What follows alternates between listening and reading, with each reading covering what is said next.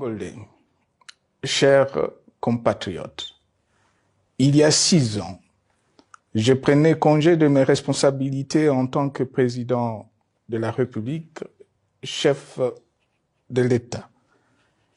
Et fait inédit dans notre pays, en près de 60 ans d'indépendance. J'ai passé pacifiquement la main à un nouveau chef d'État.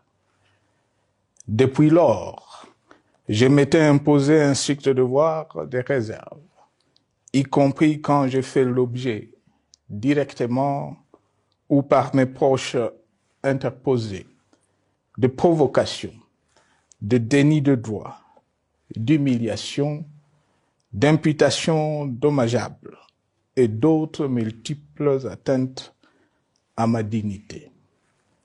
D'abord, parce que je suis convaincu que le temps est le meilleur allié de la vérité, un antidote lent mais puissant contre le venin du mensonge et de la délation.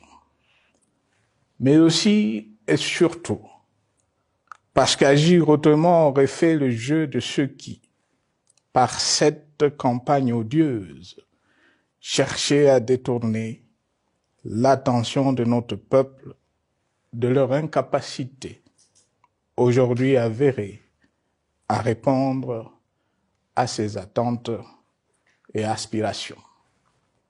J'ai enfin décidé de briser ce long silence, de sortir de ma réserve et de m'adresser à vous parce que l'enjeu est de taille. Il est même existentiel.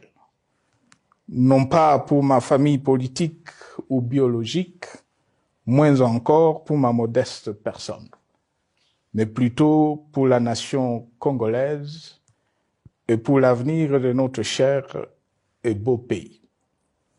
J'ai décidé de briser le silence parce qu'au vu de la situation que traverse notre pays, continuer à me taire m'aurait rendu poursuivable devant le tribunal de l'histoire pour non-assistance à plus de 100 millions de compatriotes en danger.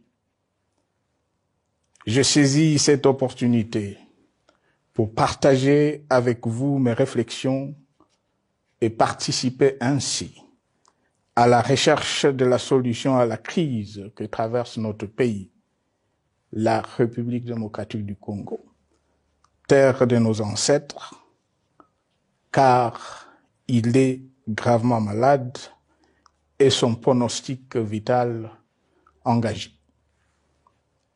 Mieux que quiconque, vous en êtes conscient, car vous en faites quotidiennement les frais dans votre chair et vous en payez le prix.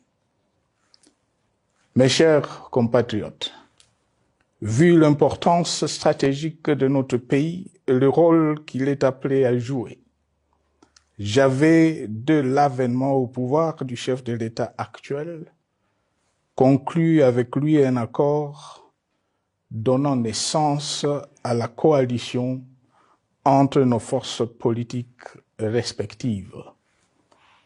À propos de cet accord, beaucoup de contre-vérités ont été dites, y compris, fort malheureusement, par celui qui est censé connaître la vérité, parce qu'en étant l'un de deux principaux signataires.